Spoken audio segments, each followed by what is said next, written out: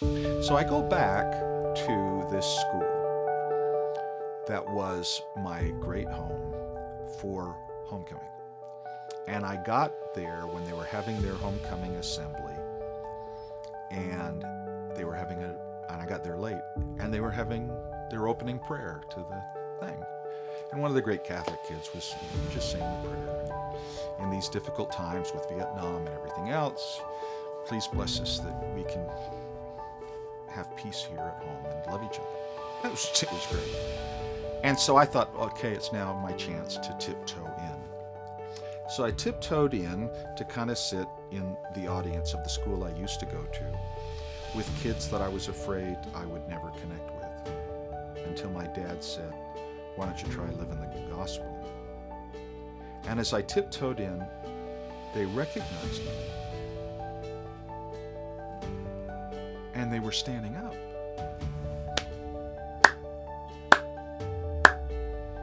And they were cheering for me. And my face still had a lot of zits on it. And I was still a little chubby. But they were saying, we honor and respect you.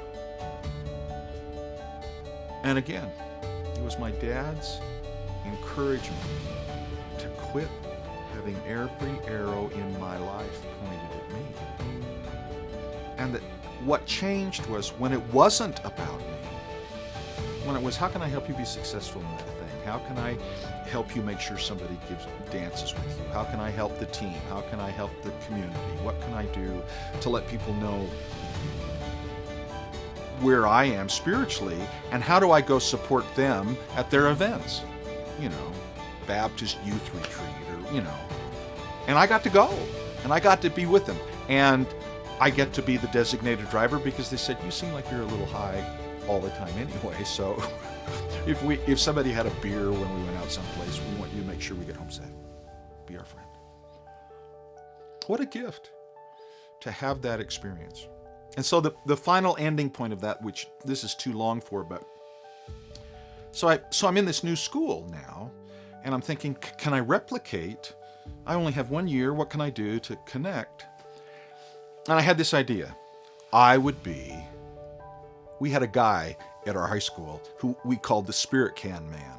And what happened is he took an old garbage can, he painted it school colors, and on the inside of the lid, it said, yay. And he'd go out at basketball and football games, and then the audience or the crowd would be there, the stadium would be this, and he'd go, and everybody would go, yay! And then they'd stop when he put the lid to the garbage can down. So it was, yay, yay, yay! And he was a crazy, fun, cute guy. And I thought, maybe I should be, for our school, the Ramapo Raiders, maybe I should be the Spirit Can Man. So I told the president of the senior class, I said, let's go figure out where we can steal an old garbage can, paint it green and white, call it the Spirit Can, and then paint it yay, and I'll go out and do this thing. You introduce me at one of the pep rallies and we'll do this thing. So I go out, and part of the reason I was doing this is true confessions, full disclosure. The cheerleaders were gorgeous. And they weren't like regular cheerleaders we had in Chicago. They were like Rockettes.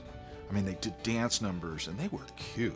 And I didn't have a girlfriend, and I didn't know anybody, but I thought, maybe I'll be kind of the cute Spirit Can guy, and they'll say, maybe we should go out with him. He'd be fun.